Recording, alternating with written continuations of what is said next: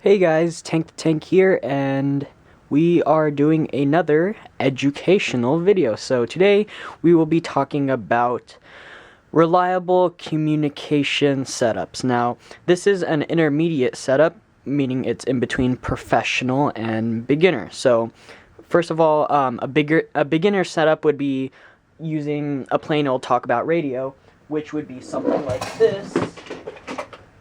Just using this. Like, I would consider just using this and having it clipped onto your vest or whatever a beginner setup, and it's okay for the first time when you're just getting into communications, because you know it's cheap and it's really nothing much to it. You just put in some batteries and there you go, you can talk to your teammates. But when you start, after using it for a while, you'll see there's a lot of cons to it, like when you're sneaking around, like if someone like transmits, then and if you have your volume on blast, then everyone will know where you are and your whole entire stealth mission is compromised. So this is more of a beginner setup. A professional setup would be having all this, but having it having all the real steel, like having real Peltors, having a real Peltor push-to-talk, and having a like embedder or one of those military radios. So this is a intermediate communication setup, which means it's right in between. So I'll show you everything I have so far. So these are the replica Peltor Comtac 1s with a Liberator microphone on it. The headset itself cost around $68, and this Liberator mic attachment was probably around 15 bucks. So I'd say that's about maybe 85 in total, just for the headset. And the headset needs to connect to a push-to-talk, and here we have a Peltor style push-to-talk. This was only 14 bucks, and the real version of this cost probably over 200, and the real Comtac ones cost over 300. So if this was the real professional setup, only this and this would already be like over 500 bucks. So this is just Airsoft, so this works just fine. And for the radio, I have a Motorola GP 69 with a upgraded battery. The stock battery it comes with is very limited in capacity. It's only this big, so it's like almost half the size. So with this one, you have extra battery life. And it was only about 15 bucks for the larger capacity battery. So that was a really good upgrade. And yeah. Alright, what to cover next? Yes, when you get this Motorola GP68, it is a Motorola 2-pin connector, and it is much more reliable than the Motorola 1-pin connectors. And all the talkabout radios, like the one I showed you before, this is a 1-pin connector, and I didn't like it at all because the 1-pin push talks, you would plug it in and it would easily fall out. It would spin around because there's nothing really keeping it steady. So I don't really like Motorola 1-pin connectors. And also those 1-pin push-to-talks only lasted me like a month max. This is my third push-to-talk. I've had every single style so far. I've got the U94 style. That was my first one. It didn't really last me too long. The next one I got was like the donut-shaped push-to-talk from Evike that costed like 20 bucks. That thing hardly lasted me 3 weeks.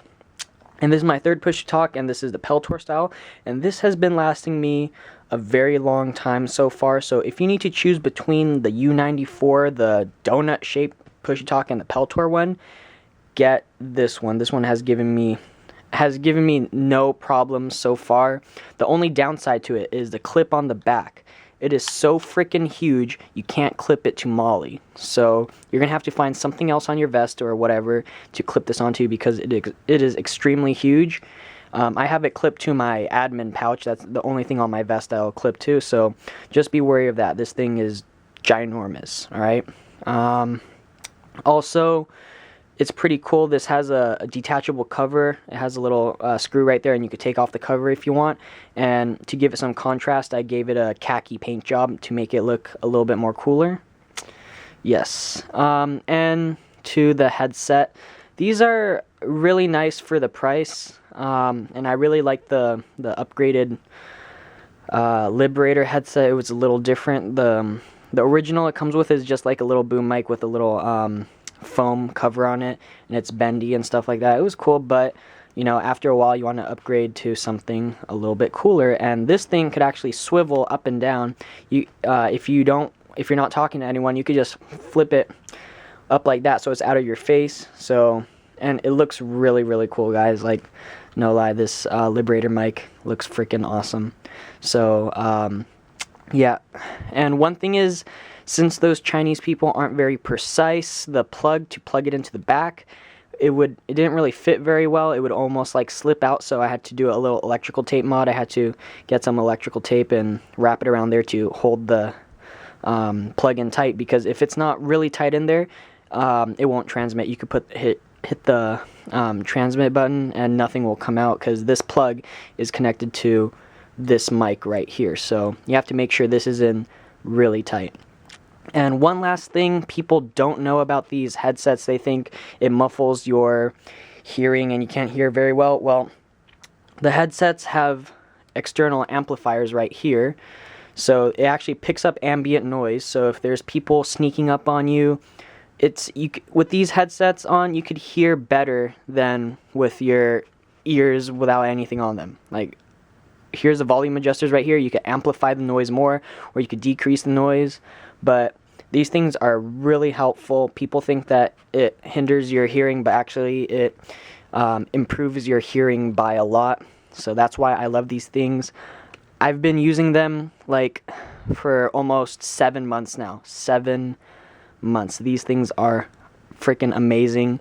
If you want the tactical operator look, then definitely get the Comtac style headsets. There's a Comtac 1, which is this one, and there's the Comtac 2.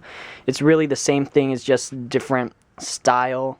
So they're both really good headsets. I definitely recommend these for a good communication setup. So that pretty much goes over everything. If you guys still have questions about my communication setup, place a comment in the comment section. Please like the video, because, you know, I'm doing this stuff for you guys, so you guys could learn, and so you guys don't have to get screwed over like me, buying so much stuff, experimenting, and just wasting money.